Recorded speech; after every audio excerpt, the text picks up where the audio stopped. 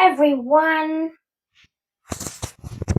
I'm back here today, serving you guys another video on this channel.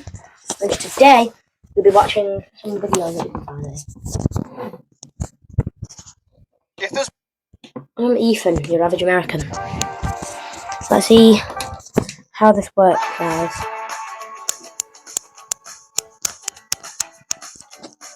If there's one thing I think America don't get enough credit for, is their production level of the morbidly obese. Honestly, it's groundbreaking. Literally, it's the consistency they managed to keep too. Like, I've never known them not to be a fat problem.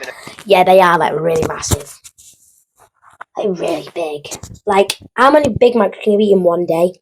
America. There's always a movement they make up to try and convince themselves it's not a problem. I heard a fact the other day, and it was that fuel consumption in aeroplanes is down due to less passengers being obese. Can you believe it? And I'm going to be honest, it brought a tear to my eye because it goes to show truly what we can achieve when we put our minds to something. That something being a drug. Well, they say weight loss drugs, but I'd argue what isn't a weight loss drug? You know what I mean? If I see a fat friend that I haven't seen in a few years and they're all of a sudden skinny, the first question I ask is, so what? What's the addiction? What happened? Because there's no way you did this with hard work and commitment. I know you. What's your friend that I haven't seen in a few years and they're all of a sudden skinny? The first question I ask is, so what? What's the addiction? What happened? Because there's no way you did this with hard work and commitment. I know you. What's your opinion on these weight loss drugs anyways? Like that Ozempic or Wegovy? That's right, I've done my research because I found out that to actually take Ozempic, so that got me thinking, how are all these celebrities and people that I've spoke to getting hold of this stuff then? Do they have like a guy who they get it off? Are we going to be having Ozempic dealers soon, getting more time than the nonces? We're losing a lot of weight. The drugs also make you lose the will to live, as they come with a few side effects. This is on the Ozempic website, by the way. Nausea, diarrhea, stomach abdominal pain, constipation, vomiting. Ah, lovely. Yeah, give me more of that. You know what, at that point, I'd rather just be fat. So if you're going to end up suffering regardless, why not lose the weight the old-fashioned way? Eat less and do more, burn more than you consume. Yeah, it might take longer, but I just don't think weight loss should be one of them things where you can offer a quick turnaround. It feels like a scam. Give it time, we'll have a Logan Paul Ozempic company soon, where he offers his own but with one less symptom, which would most likely be bullshit anyways. You'd end up dead if he made one. The people we're going to be looking at today not only bring the fuel down in the plane, they actually bring the full plane down, and that's even if it manages to take off. It's a show called My £600 Life. You've probably heard of it, and it's good because it gives the rest of the world an insight to the life of an average American. It's all good here with all these statistics about how over 40% of adults in America have obesity, but until you actually see it, it's hard to grasp just how fucked that country actually is. With that being said, let me introduce you to Stephen. This looks really yummy! What is that shit? What is that? What's he doing? That was my first impression of this guy, by the way, not really knowing that this is just scratching the fucking surface. Because Stephen seems to be the star of the show, which isn't something to be proud of, is it? Like, there's a lot better shows I'd rather have in my portfolio. It's going to be rough applying for any job after this, innit? I reckon if he was to apply for a job, he'd just put experience in television. I just hope they don't ask what the show was. So it says you have experience in television? Yeah, I do. Oh, okay, great, brilliant. Can you elaborate? What is it you did?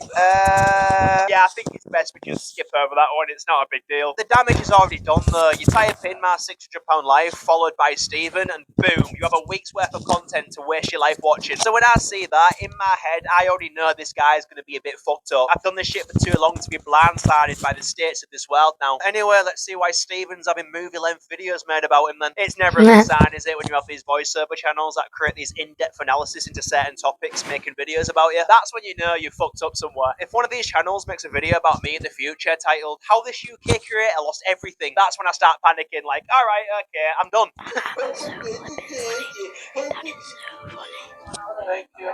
Oh, Jesus Christ, at least give us some time to breathe. You know what I mean? You can't go straight from that to arse cheeks. It just don't work like that. Give us some B-roll with a little music at least before cutting to full nudity. I like how they've only blurred his arse out too. Like, the rest of it is just fucking great to look at. Yeah, let's just blur the arse cheeks. They can deal with the rest. I actually might have to add some manual blaring myself because YouTube pull my videos for the smallest of shit, so I don't know, we'll find out. This is probably fully monetized. I'll get an age restriction and demonetization. I don't know what the problem is. Okay, I'm gonna need help with my right leg.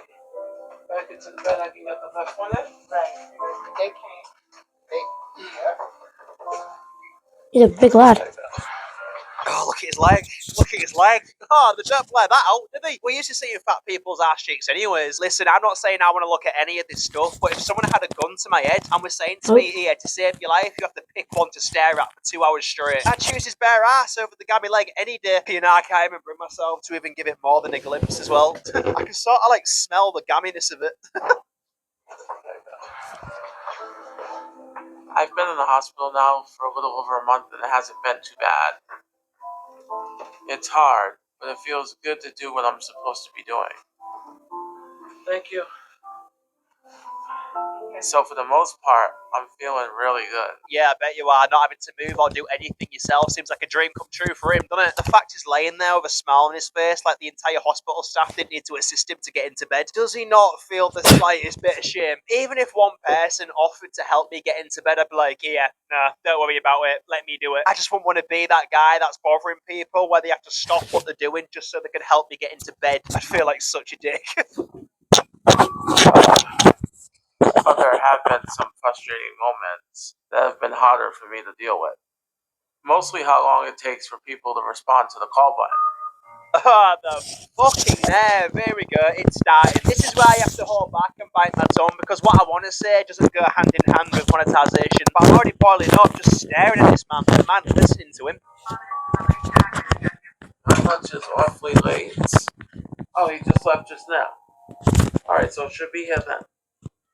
Okay, thank you. The only acceptable thing to do right there is to tell him to shut the fuck up and wait. Do doctors get paid to show respect to disrespectful patients? Like, as long as they're ticking their boxes, do they really have to put on this fake, friendly personality and act like this morbidly obese prick is bothering them? You'd have to say something like, yeah, I didn't do 4 years of med school to be spoken to like a dickhead by a guy who can't even get into bed. So you best sort him out, alright? Or else I'm fucking done.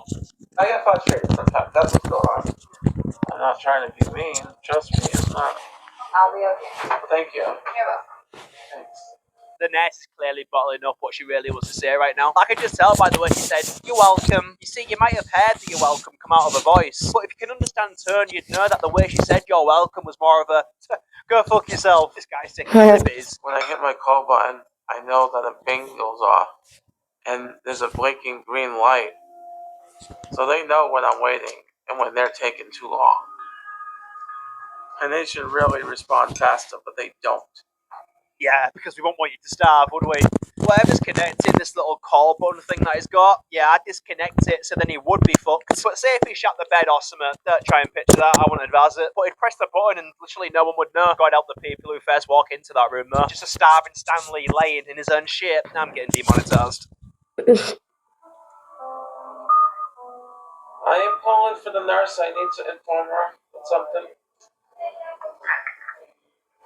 She does not want to go in there, does she? She can probably smell it and is thinking, fuck, do we have to go in? It stinks. I'm calling for my pain medicine, my nurse. Your nurse? Yes, ma'am. Okay. These people are really, really, really getting on my last nerve. That was definitely a hold your breath job, wasn't it? Just the quick walk and the urgency to get the fuck out of there tells me she had to hold her breath when she came into close proximity of him. You want me to come and help you? Okay. Fuck's sake. I have to call them and check on things, or nothing happens. Hi, honey. Thank you, nurse. Okay, right, I see what's going on here. He's milking it so he can get high off the pain meds. The amount of money that's being put into this man is a crime. If I was a doctor and I saw the state of his leg, I'd just be like, yeah, it's got to come off, I'm afraid. Fuck the pain meds, there's no saving that. I do express myself. If I feel like something's not right, don't point it out and say it's not right. So every time you look in the mirror, do you point at yourself and go, that's not right. Good for you, Stephen. You're standing up, well, laying down for what you believe is right. It's delusional, isn't it? It makes sense now to why there's so much about this man. Well, this is so much funny. going on all of the He's just time. engrossing Every with time I look 98 at him, different I notice a languages. different layer to his body. I'm just like, oh god, is that another layer? Another layer. Foundation Surgical Hospital of Houston. Month 3 and he's still not moved a fucking inch. Is he a toilet built into the bed? How's he been shitting? How's he been cleaning himself, actually? I reckon they just stick him in a wheelchair and just put him through an automatic car wash. I know I'm still having my bad days, and the hospital isn't happy about that. But it's ridiculous what I have to do to get people to respond around here. It's ridiculous what he has to do. Press a button and wait. Shocking. Having a man who can't move, not required to move, and just lay there, festering in his own shit. It's a tough life. The fact that people that live in the slums can even complain. They don't know how lucky they have it. No water or shelter, that's nothing. Try waiting an extra minute for your 87th meal of the day. We're starting to develop some issues with Steven. Over the past month, He's lying in bed with 3 minions, Eddie's. That's weird. Even if he wasn't obese and was just a regular sized bloke, that would still be questionable. If I was a doctor, I'd have to ask him, here, what's with the minions? You're an adult. Get what I'm saying? over the past month, a lot of his pathological behavior started to come out.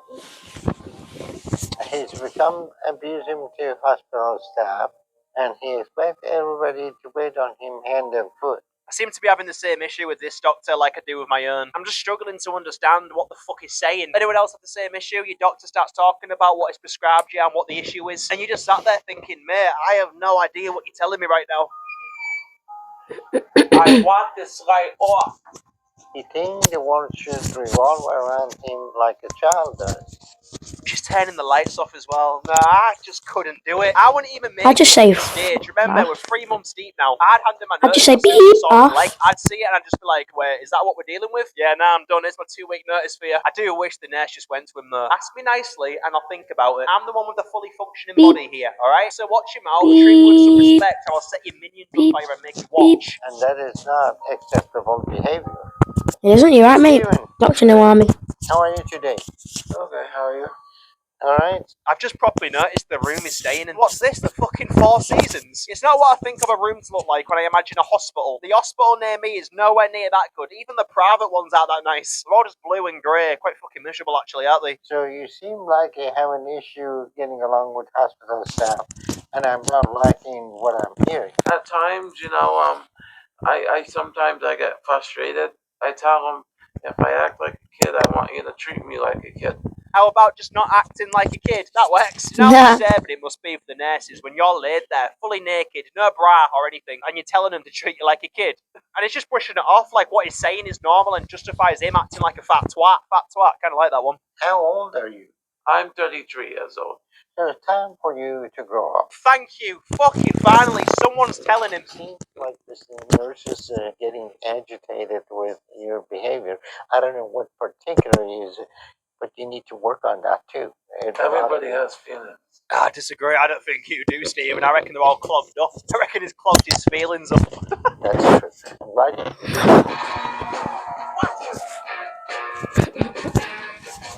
By the way, guys, this is not a sponsor. Amazon do not sponsor this video. Amazon do not sponsor this bloody video. I wish they did. It'd be good if they did. Okay, Slayer Garden UK do not sponsor the video either.